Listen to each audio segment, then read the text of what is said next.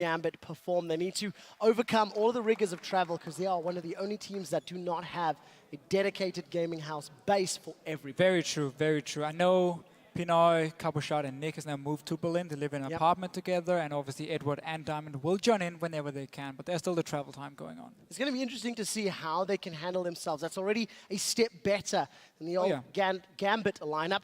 Of course, this squad won IEM Cologne, and I think there's a lot of expectation on their shoulders. Oh, for sure. Much like there's a lot of expectation on the Unicorns of Love. I think very hyped up teams. This game could determine whose hype train is more exciting and faster traveling, because both of these guys have got a lot of fans behind them. And we're going to see this quite a lot against Unicorns of Love. Thresh being banned away against Hillesang. It is by far his best champion. Like promotion tournament for Unicorns of Love where they beat Millennium. He played it all 5 games and he had an outstanding performance every single time. So we're going to see this banned quite often. Unfortunately, we do have to do a quick remake on the lobby, ladies and gentlemen. We got them in fast, but we got them in just too fast. So that will get redone in a moment or two. Thresh was taken off the table. We did see Rek'Sai taken off the table from Gambit, so we expect that to happen. Again, no one's shocked by that. Wow, Rek'Sai. One thing I do want to touch on before we get into picks and bans is Nah. We didn't see it for games 1 and 2. We did see it for games 3 and 4. There's a reason it's perma-banned in every other region, and it's something that we're anticipating or expecting, should be expecting for games from here on out. Yeah, and we saw 2 very different Nars being played. We had Youngbuck, who got camped early on, so he didn't have much of an impact early mid-game, but still late game on Nar, you are so powerful. If you land your ulti, you knock multiple people into a wall, and you just win the team fight from there. And then, of course, we saw Freddy, once he got a good start, put all the attention to the top lane, kill people, Svensson joined in, and Rocket had no answer for it. Both of the previous games, Gnar has been comboed with Jarvan to get those great Cataclysm plus Gnar ultimate moves, and it seems to be working out. We will have that lobby up in just a second, but I'm very interested to see how both Cabochard and Chachi play against each other, because I think these are 2 pretty hyped up top laners, as well as the fact that you've got Diamond going up against Kikis. Kikis, who played, of course, that Jungle Twisted Fate against TSM. Just great picks, great banning. That worked out in Unicorns of Love favor. Yeah, there's going to be some new picks coming into this game. I'm 100% sure we're going to see something different. Kikis at IEM San Jose only played junglers who used Devour, because at the time it was a little bit too strong. It has now been nerfed. So I don't think we're going to see him on Twisted Fate. Also with the jungle leash, now only 5 times you can reset the camp, meaning as a ranged jungler, you can't just stay back and not take any damage while killing them. You actually have to tank them. So TF kind of gone kill jungle. We haven't seen it in a while either. So I think we're going to see more standard picks, unless he has a pocket pick ready. Well, we'll have to find out. Diamond, of course, pulled out the Sejuani, did very well at Cologne. Both of these teams, different IEM events, different amounts of hype. I've been spectating Diamond a little bit. He plays jungle in Italy now. Why not? Let's see what they decide to do. We're going to jump back into Champion Select as if no problems ever occurred. There is the Thresh we talked about. There is the Rek'Sai. Wow. Hecarim is off the table. That was actually a pick I thought Kikis might have played. Well, the Unicorn is taken away from the Unicorns, and the Bear Pig machine of war is taken away. This is a different pick and ban phase. Yes. We might see it at Lee Sin and Jarvan. I'm almost sad. Is that the weirdest pick and ban phase we've seen today? I mean, we have seen a Renekton being banned instead of a Gnar against Freddy, so I can't even say I'm too surprised, but a lot of target bans here. Remember, Visichachi actually played Hecarim top lane at IEM San Jose, so could be a ban against both him and Kikis, of course, on the sides of Unicorns of Love. But a lot of target picks or bans. Gnar is left open, 2 support bans from Gambit as well onto Hillesang here. I don't think Edward wants to first pick his own support though. Probably gonna go for the likes of an Annie if he can. Look at this again, first pick Kassadin. Gambit once again showing that Kassadin is a relevant champion that is, hell, in Europe, he's first pick worthy 2 games in a row. It worked for Fox and SK Gaming previously. Let's see what Nick/Cabochard can do with it, because again, it is that sort of flex pick, depending on where you want to run it.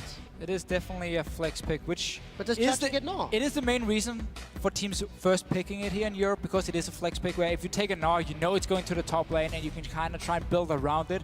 Gnar is a very strong laner, but he does have some matchups which can deal with him and then kind of outplay him in terms of the pressure you can apply on the map in the early to mid-game. But now he's coming in here, Visichachi, he will be happy. Kikis getting Jarvan as well, such a solid combo. We've seen it time and time again today. It just works in team fights. You have a very tanky front line, you have engage, you have so much CC being brought to the table by just these two first picks. And you don't actually tell too much, because they're very standard picks. Yeah, you're now 3 for 3 on the Gnar Jarvan combo, and this is something that teams, you've got to question. Is Gnar worth letting through? I don't think it Considering is. they ban Hecarim. I mean, Yeah. you've taken Thresh off the table. Surely, Gnar is a bigger threat than a Thresh. Yeah. This game's going to find out. I think Gnar really deserves to be a permanent ban. He's too strong all around. Even if you camp him early in the late game team fights as full tank, he's still so strong, and that's why you have to ban him away. Graves was left open. Pinoy managed to get it, together with the Annie pickup we talked about just before for Edward here with the 2 support bans. Such an explosive bottom lane, all in potential at level 6. And I quite like it, especially because if you look at Unicorns of Love, we don't really talk about the bottom lane being too strong. Hylissang, again, he needs to get the Thresh pickup, that's banned away. So getting a Graves and Annie that can completely snowball a lane, it's actually very smart by Gambit. Well, we'll see if they can make that happen. The duo lane for the Unicorns of Love has been locked in. Vardax will be playing Sivir, while Hylissang will be playing Leona. You talked about aggression from Gambit. Unicorns say, hey, we'll match that.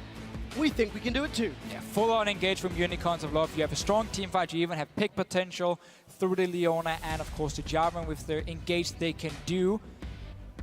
And both supports here. They're not going to peel for the 80 carry. They're not going to try and disengage. No, it's all in, both teams so far. And this comp that Unicorns is putting together is not quite the same level of H2K when it comes to low amounts of damage.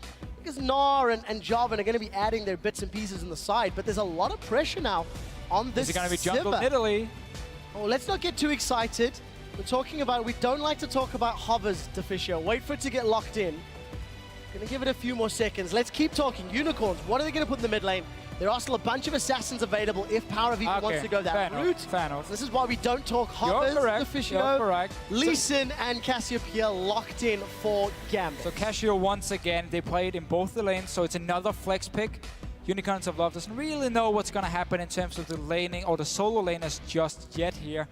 LeBlanc would be an option if it wasn't for the Kassadin. We don't want to see that matchup again, even though it's one of the best champions for Power of Evil. Orianna would be the safe bet, but Casio will be able to just have such a free lane against Orianna. Wow. She can't shut down either Kassadin or a Cassiopeia. Sheepy in the back, finally sharing his input. Been watching him this last minute. Not really chiming in too much. That is, of course, the coach for the Unicorns of Love. Gonna hover down those last few seconds. Let's wait to see what happens. If Syndra gets locked in, it's surprising because she took a very big hit to her laning damage. And it is locked in. Power of Evil going for the comfort pick. Power of Evil, just to quickly tell you a story, is one of the best Syndra players in Challenger and LCS. Touted for being one of the most accurate with the scat of the week.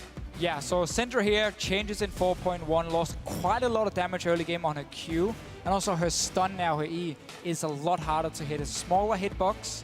We're gonna have to see what he can do. I feel like, again, it's just him saying, I don't know if I'm gonna be against Kassadin or Casio here, so I'm just gonna take a comfort safe pick. But if he can actually shut down Nick on this Kassadin in the laning phase with the loss of his damage on Q early on, I'm not too sure about that one.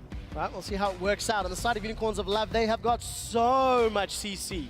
If Gambit ever get grouped up, there are multiple champions for the Unicorns that can stun up multiple members of Gambit. Yeah, that's where the Casio pick here in the top lane for Capuchat can be fairly risky because she's an immobile champion. Leona can engage on to her, Jarvan can engage to her, and then you just blow her up instantly as long as you keep her stunned so she can use her ulti, which is going to be the main disengage part from Gambit in this lineup here. Otherwise, the rest, any support from Eddie. We know he wants to go in and engage here. You have the Graves. We know Pinoy plays extremely aggressive. Like, he's not afraid to flash in, dash into your face. So there's a lot of all-in potential from Gambit, but you have that one top lane pick as your only sort of disengage. Yeah, Crepo said it earlier. Pinoy on Graves. If anyone goes ham, he calls it going a Pinoy. We'll see if we can do it again here in their first match. Gambit against Unicorns of Love. No super exciting picks that we were anticipating or expecting. Jump on Twitter. Tell us who you guys think is going to be victorious at LOL Esports. Use that hashtag GMB win or hashtag UOL win. We are in game for the final match of day one of the spring split. It is Gambit against Unicorns of Love. It is all the hype from the off-season coming to do battle against one another, and we'll see who comes out on top.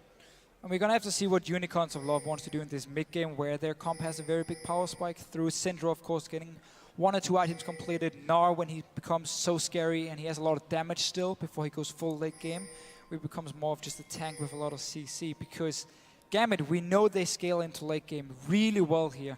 Casio is going to stack up her poison. Kassadin, of course, as always. We don't have to talk about it. Graves even a fairly decent late game AD carry. So a lot of scaling for Gambit on their side, which will need a bit of time to build up, where Unicorns of Love can make the aggressive plays early on. Very, very excited to see how Unicorns make those aggressive plays, because they've got all of the tools available to them and fairly standard defensive starts from both. Yeah, and funny enough, again, like every single game we've seen today, except for maybe the first one, both comps are really looking towards just like hard engage, bursty team fights, where whoever gets the first damage or the first ulti off can just get an instant pick, win the team fight, take an objective from it. We haven't seen a lot of like old school Siege comp. We haven't seen any really passive comp. It's a lot of all-in from every single team in the ULCS. Did you watch Copenhagen Wolves H2K? To be fair, it was 2 team fight comps. But yes, you're 100% right. They have been all about the engages. They have been all about going toe-to-toe with one another. And it looks like we're going to see those head-to-head lane matches. Eddie is trying to play a little bit of shenanigans on the Grump. Can he steal it? That's the question. Gonna go forward. Auto attack, not gonna be secured. Vardax gets it. Scumbag Eddie, not so scumbag after all. We will get some solo lane XP for Pinoy down here, so he should actually get a fairly early level 2 on his side. And now obviously Hillisan, once he gets 2 more minions down, should be hitting that level 2. Sorry, 3 more minions down.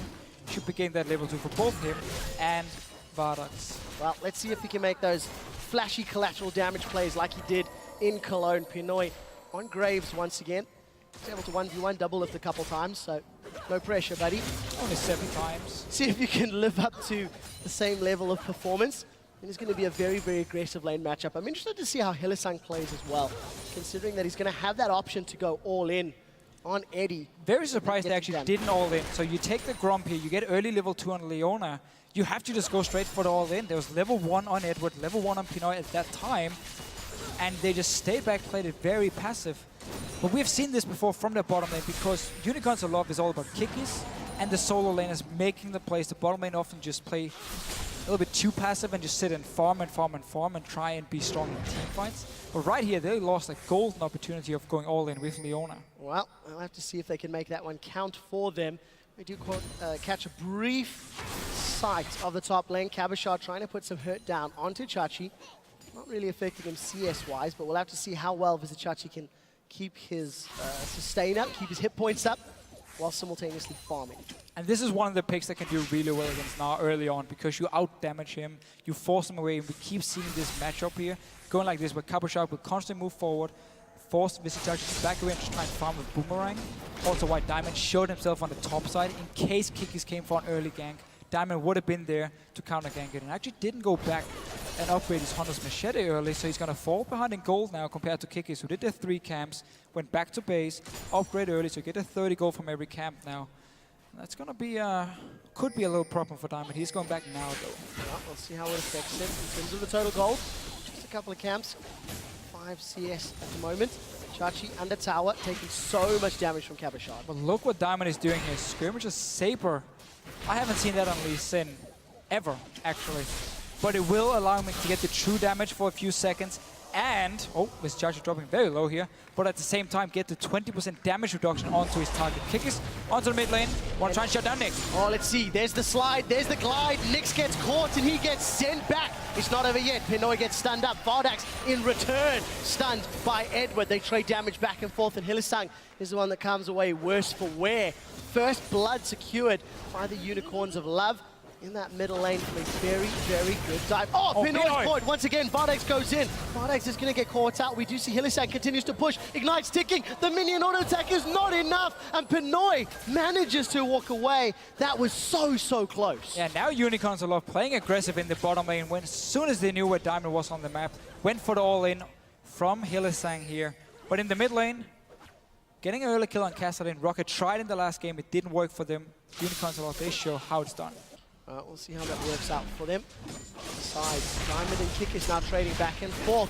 The slide, the glide, Diamond sent flying. Kikis and Diamond continue to bash away at one another. It's Diamond that's winning. Let's see what he can do with the Sonic nice Wave. flash. Gets flashed by Kikis, but Summon Spell blown. But this is why Diamond is buying Skirmisher's Saber. It's purely just for like the one-on-one, the skirmish he can do. Land that smite, get to 20% damage reduction on whoever he smites. And then he can stay around and force them to back away. Didn't sadly have smite for the last trade with But he's going to have it for Chachi if he decides to go in. Let's see how quick he can respond. Diamond decides to back away instead. This Chachi getting his Mega now. You don't really want to go for him there, so wisely enough. But a lot of focus on the top lane. Gambit Gaming knowing that Cabochard would be an easy target because he will push the lane over and over, and just making sure he has a very safe laning phase with Diamond there. Now, we did say both of these teams have a lot of fans coming into this game, but I did not think the Unicorns of Love were going to win the Twitter vote against Gambit Gaming. 64% to 36%. A lot of faith in the Unicorns, considering their second place finish at IM San Jose. Anyways, Nick versus Power of Evil is not something we've seen too much. Oh, we'll get to that in a second. Pinoy caught out, stunned up by Hillisang. This Leona play has been pretty solid so far. He's landed multiple Zenith Blades onto Pinoy, but nothing more comes from it other than the poke and the damage. Yeah, the mid lane was fairly even in the start here, but then the ganks happened, and we know again Cassidy, he can farm well, but he doesn't really apply any pressure. So it's a very easy gank for Unicorns of Love to pull off and give Power of Evil a lead he really wants here on this Syndrome. But late game damage is the same as before, so that's not exactly going to be the problem for him. Good help by Kickers then to sort of compensate for the lack of early game damage. He's been very, very present on this Jarvan in the early game. Landed a good couple of ganks. Diamond was able to push him away, but it's not too bad at the end of the day. And again, Diamond, focus on this top lane here, making sure Cabochard can never get ganked, and he can just constantly push this wave in. He's not even looking to dive or anything, he's just staying around, securing all the vision and safety. Yeah, but it's at the cost of his CS. He's falling further and further behind Kickers, who is about to show himself in this bottom lane. Cataclysm is available. Let's see if Hillisang can land the Zenith Blade. That could be the go signal. Or we could see the Demacian Standard into Dragon Strike. What will it be? Stun is charged. Nothing hits, and Edward flashes away. That was very, very close indeed. Chilling Smite went down. Enough. Good reaction time though by Eddie here, seeing the flag coming down and the engage from Hillisang instantly flashing away. Not taking any chances here in this bottom lane. It does mean, however, Annie is a very mobile support. So Kiki should come down to this bottom lane once again. Hillisang will hit his level 6 point, and you just go for Edward straight away. Kill him, secure Dragon from there on. Well, let's see if they can make that work. They do need to connect with their skill shots. Eddie, no flash, should make it significantly easier. Pinoy and Edward, 60 CS to 65 of Bardags and Hillisang. Zenith Blade goes wide. Anticipating Pinoy to back off just a second sooner. Didn't pay off, but pretty even numbers across most of the board. It's only Unicorns of Love with that first blood that's giving them the small gold advantage. The gank attempt by Kickers means that Diamond has had some time to even out that CS, albeit it was only around 5 or 6 anyway, so it's not like it was a massive number to speak of. Diamond once again going to the top lane. Will actually face Kickers up here. Cabochard once again playing so aggressive, trying to constantly force Chachi to actually trade with him. A trade that now will lose out on. And Diamond not going for the recall. Kikis just go straight back to this bottom lane, or send down Power of Evil if you want to. But for Eddie, he needs to die. Well, we'll see. Solar Flare's available. Who's going to get connected with the CC? Power of Evil moving in from the sideline. Zenith Blade lands, the stun connects, Pinoy's in trouble. Boomerang Blade comes out, but the Tibbers is going to delay the proceedings. We do see a teleport coming out for Cabochard as he's replied. It's been support for AD carry. Second victim of the fight's going to be Cabochard as Eddie will be dove. That is a very, very messy 2 for 3. Let's see if Nick can clean up house. He rift walks over. He flashes past the stun. Ignites ticking. That should be Vardags in trouble. Vardags does get taken out. And Gambit end up trading a 3 for 3 at the end of the day. And a tower dive from Unicorns of Love. Yeah, and due to everyone dying here, no dragon can be taken or started by any team. Instead, though, we talked about the lack of flash from the bottom lane of Gambit. They send down Power of Evil. Kickers was actually running all the way from top lane. We're just going to see it again. Gage onto Pinoy here. Edward is staying very far back, knowing there was going to be a dive. Pinoy ends up dying. Hillisang goes down with him due to the tower, and a nice teleport from Cabochard. With Chachi joining in. No Mechanart. Too early in the game to really tank the tower here. And in the very end, because Vardags will take some damage, Nick can come in and start cleaning it up. Well, a burst from Power of Evil down at the Cabochard was actually very surprising. Managing to pick up that kill relatively easy. Does end up being an even enough trade, 3 for 3, but Unicorns are the ones that come out ahead. 1,000 gold in the advantage and a 3-0-1 Power of Evil in the mid lane. Such a good start for him, just straight into the mid game. Morel Normicon will be completed. He has magic penetration already. He can start one-shotting people. And honestly, he should just keep roaming around. Kassadin won't be able to stop him from roaming. So as long as he has the wards placed so he can see he doesn't face check someone like Diamond, he can go to the bottom lane, he can go to the top lane and just secure some more kills. We'll see if he can continue to make those plays happen. Early Sorcerer's Boots that you highlighted, going to make that significantly easier to pull off. We do see Chachi, his first back, picked up that Hex Drinker. This is standard on all Nas. And Cabochard going for the similar Cassio build that we saw earlier. Tia into what's going to be the makings of that Rylai's. Yeah, and that simply means we're going to hit this mid-game point now where Gambit needs time to scale up because you need your Rod of Ages fully stacked on the Kassadin. Cabochard is top lane, needs Tia stacked up, needs the Rylai's completed before we really start seeing the late game Cassio damage coming in. So Gambit now has the next 5-10 minutes where they basically just want to try and sit down back and farm, scale up on these two solo laners where Unicorns of Love, because Power of Evil also got so far ahead, can look for the plays. As it looked like Kikis was hovering in that bottom lane, toying with the idea of trying to go on the bottom. Keep in mind, Eddie's flash is down for a few more seconds. Diamond again showing in this top lane, but the fact that he's been spotted by Vizichachi means that Unicorns of Love are going to start off this dragon, and this should be uncontested. It doesn't look like Pinoy or Eddie are anywhere near. No, I don't actually mind this trade for Gambit, getting a global gold instead, so you scale up your champions faster instead of this very first dragon. They would have a very hard time contesting anyway, so I actually quite like the trade. Problem is, however, your mid lane is going down as well, and suddenly it turns into favor of Unicorns of Love. Right, tower does get secured in the top. Unicorns do secure a tower of their own, so they get a dragon and a tower out of the deal. Unicorns maintain their control on the game, and they can train their position. And getting that mid tower is so important because instantly you can just walk into Raptor Camp, you can walk into the Wolves, place these deep wards here and see what Diamond is doing, or if someone like Eddie is roaming around from the bottom lane. So very, very good warning from Unicorns, knowing as soon as we take this tower down, inside the jungle, get some vision control, try and make some plays now, try and catch them out if Gambit is moving through their own jungle. Well, take a look at this. Chachi's in trouble. He's committed to a fight. No hop available. Forced to flash. Next Trinket does pop, but that's a little bit of bait. Power of Evil's in place. Stun does not connect. And that means that Cabochard can get away cleanly. But Chachi had to flash there, trying to pick up some damage in Cabochard, but the support was around for Gambit. He's been doing a good job actually just staying alive and picking up as much farm as he could, because Diamond has been sitting in his top lane the entire game long, doing nothing else, even picking up the Skirmisher Saber here for better dueling as well on release. And just haven't really had a fight, because every time Kiki showed himself and realized Diamond was there, he just backed away. And the irony is, despite the fact that Diamond was in the top lane, he didn't really put pressure on the chat. Oh, that's a flash stun! Vardags is in trouble. Tibbers has come down. Spell shields up. The collateral damage. Pinoy goes Pinoy and drops Vardags where he stands. They had a ward on Hillesang and he was recalling as soon as he went back to base. Instant engage. Vardags had no flash. Nice little pickup here by Gambit, getting a very important kill as well. Great timing from Eddie, really, to make that count. That evens out the kills. 4-4. There's only 300 gold separating these two teams. An Infinity Edge is completed for Pinoy on Graves. Got himself a CS advantage. Nick is even able to defend the pink ward for a few seconds longer. So we mentioned Morello Normicon on Syndra before, but seeing as he got all of these kills, he just went back, got a DFG completed.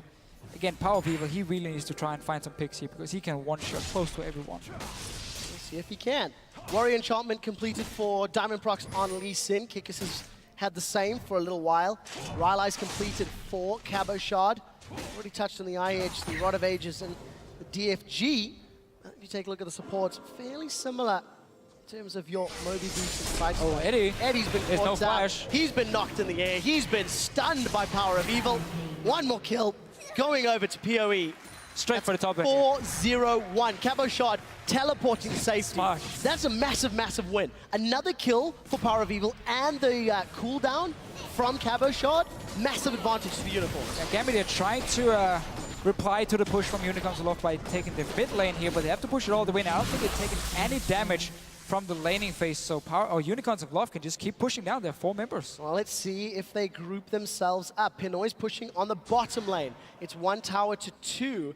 Gambit have got themselves a little bit closer to this top lane, trying to counter out the vision as best they can. They've got 3 of those sweepers in hand. The Unicorns are grouped up. Look at Diamond's positioning. He sniffs an opportunity. This is a 4-on-4. Neither AD carry is with their team. Why is the Nocturne just backing away? A little bit too early to stay and really seize the tower here. You don't want to risk and engage under the enemy turret or close to it where you can't really get onto the right targets in the back line. But still a good play by Unicorns of Love. They know they're stronger at the moment. They know they have to press the advantage, and that's why they keep invading in the jungle, keep taking these outer turrets down. So another game where the Unicorns have come out swinging. You don't see anything super fancy in terms of champion picks, but they're not executing the strategy people mid lane well. here, nice stun. That's a stun onto Nick. It's followed up by the Solar Flare. The Zenith Blade was too early. It was predictive, but it wasn't needed. Power of Evil with the DFG burst. Shreds down Nick. This is going to open up some damage onto this mid inner turret. Unicorns of Love continue to exert dominance on the map. And landing a stun on a Kassadin should never really be possible. Diamond's knocked up. Hillisang sniffing. The Cataclysm goes down and Diamond is now dropped. They've turned their attention to Eddie, and the Boomerang Blade is shredding his HP bars. Unicorns of Love get the inner turret. They get another kill, and now they back away. Yeah, but Gambit are just staying around here, getting hit by stuns and everything, and suddenly engaged on, and of course they end up dying for it. Straight down towards this bottom lane. Pinoy's in trouble. The Zenith Blade doesn't connect, but the stun from Scatter the Weak does. Pinoy gets flung in the end, shut down by Vardag. So Hillisang tried to predict the dash from Pinoy, and he just stopped in the bush instead. So some mind games going on here. Let's see Nick. Okay, stop the recalls at least. Stop the recalls. That's a little bit of an awkward moment. Gonna put some damage down, but keep in mind, numbers advantage still in favor of Unicorns of Love. They got the bottom tower. They've got a 5k gold lead at 17 minutes. But these 2 slow scaling solo laners from Gambit are really getting punished here early on by Unicorns of Love. They have so much hard engage on their side. The mid laner is extremely fed at this point. And once again, I mean, Nick dying in that mid lane should never happen. When you see the ball flying towards you, just jump away in that castle and don't take the chance. Well, he took the chance. It came back to bite him in the behind. Diamond procs with the aid of Nick and Edward. Gonna take some solace in the fact that they can steal away a blue buff. The question is, can the mythical Unicorns counter? Diamond's gonna safeguard away to safety, luckily. And Hillisang was right on his tail. First dragon went the way of the lovers. Now it has respawned again. They seem to have position.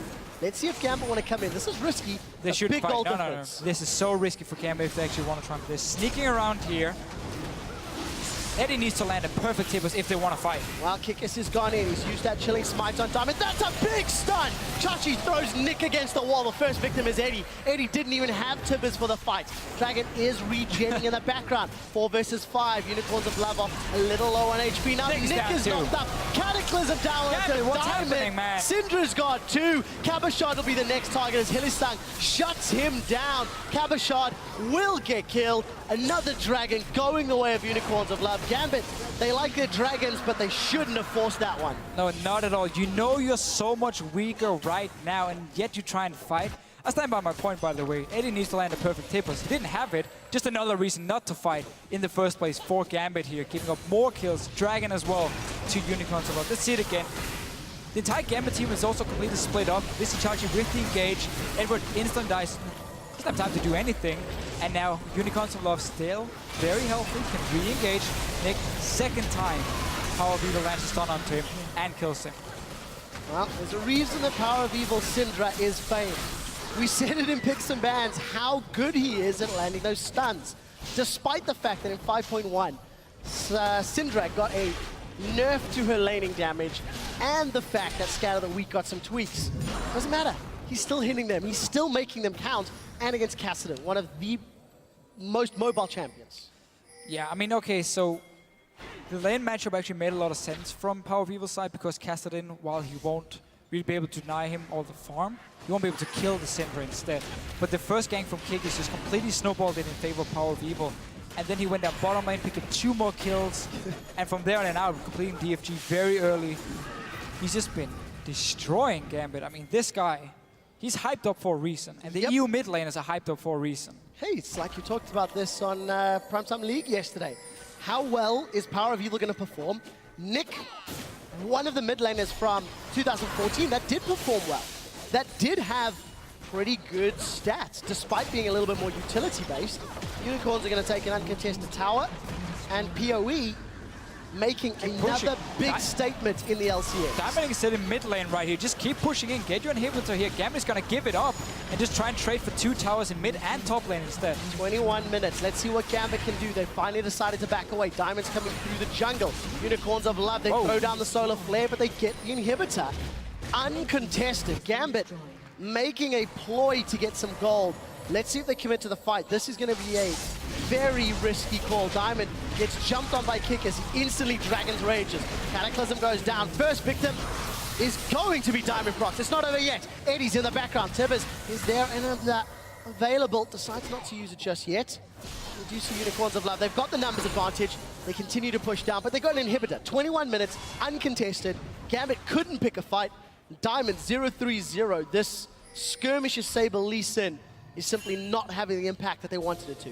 No, all that early pressure on the top lane didn't really pay off. Yes, okay, Cabochard was safe, but that was it. Like, Unicorns of Love knew where the Lee Sin was the entire game long. And just giving up your inhibitor 20 minutes in, if you can't even fight around your own base at that point, you are so far behind, it's insane. You try to just trade for some gold, not worth it at all, because inhibitors are just super minions, you can't clear them. It means Unicorns of Love can now start even putting focus on this weaker Baron. The fight to pick for Gambit would have been the inhibitor turret and the inhibitor itself. Not the dragon. Not the dragon. Not the dragon, where they just get completely melted. It is still the Gambit style, though. It is. They always like dragons. Extremely aggressive, and they will look for fights here. Pinoy looking for one himself. A little bit of damage down. We do see Chachi's gone for the Frozen Mallet as his second item. Talk about wanting to snowball a lead. Let's see if he can make this one count. So Baron is available. 23 minutes. It's very tanky members of Unicorns. At least if Kickers jumps in front, maybe they can bait it. Maybe they don't even need to. No, just such a good play here. You get the vision control around the Baron. They just need to put a pink ward actually in the pit itself to clear the last ward from Gambit. Meaning, if they ever send someone bot lane who can't even hold the super minions by themselves, well, you can just go start Baron, or you can keep pushing top lane and mid lane and just rotate in the jungle between those 2 lanes and the Baron itself. So just a very, very smart play by Unicorns of Love, not waiting around, not letting Gambit scale up. Hylissang just chilling in the side lanes, making sure that nobody can come from behind. Tower? Gambit know they can't fight. They're 10k gold down at 24 minutes. This sort of lead does not traditionally happen this quickly in the new season, because it's just so much more difficult to come by the gold. And look at this, they're on the inhibitor. They've caught Diamond. Diamond's going to get shut down in a moment. He is killed by Chachi, and Unicorns turn to the inhibitor turret. Oh, that's a great stun by Cabochard in conjunction with collateral damage. It might be too little. Let's see, find out. Chachi continues to get melted down as we see Pinoy is going to chase. Great engage from Cabochard. Gambit dig deep and they hold on. That was the engage they needed here, catching Unicorns of Love a little bit off guard after that actually killed Diamond. But Gambit, they probably have the worst, or one of the worst comps at actually getting to late game, because again, you don't have any safe wave clear. Castellan, Casio, and Graves are all way too short range to stand there, and they can't really instant clear the waves, meaning Unicorns of Love can just keep pushing down. Onto Diamond first. He dies now. Let's look at Cabochard here. And it's engaged together with Edward coming in. Is it actually an ulti flash? It is. Beautiful. So he starts the animation from his ulti, and then he flashes after, so there's no reaction time for Unicorns of Love. Lands the CC. Visichachi ends up dying as well, and Hylissang in the very end. So this is what Gambit needs. Might be too late, though. You definitely have to jump on Twitter and hashtag that stun from Cabochard as your LCS big play of the day, because that really was a great engage. If by some miracle Gambit can dig deep, that was the moment that'll bring them back, but it's so much ground to make up.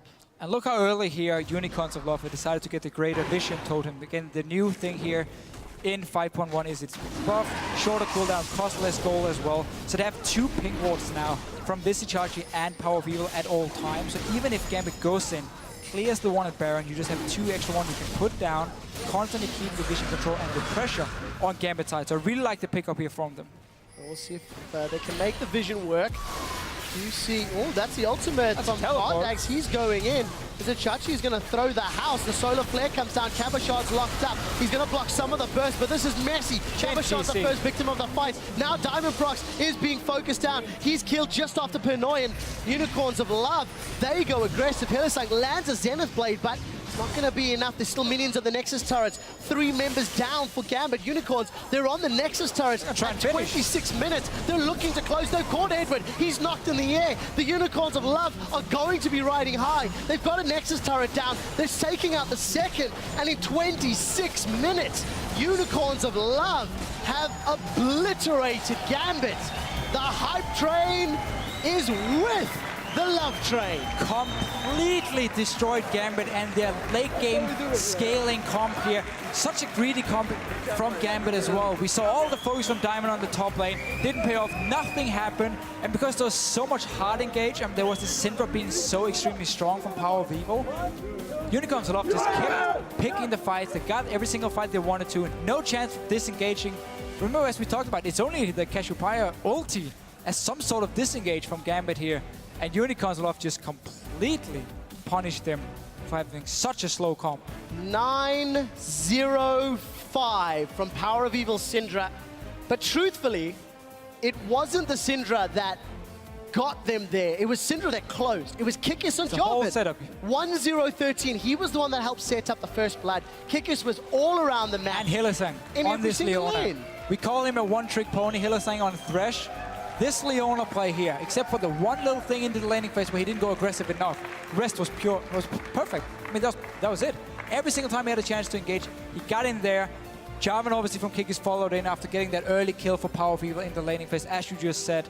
Those two together constantly started the fights. Power of Evil just had to follow up and pick up more kills. Really, really good play from the Unicorns of Love.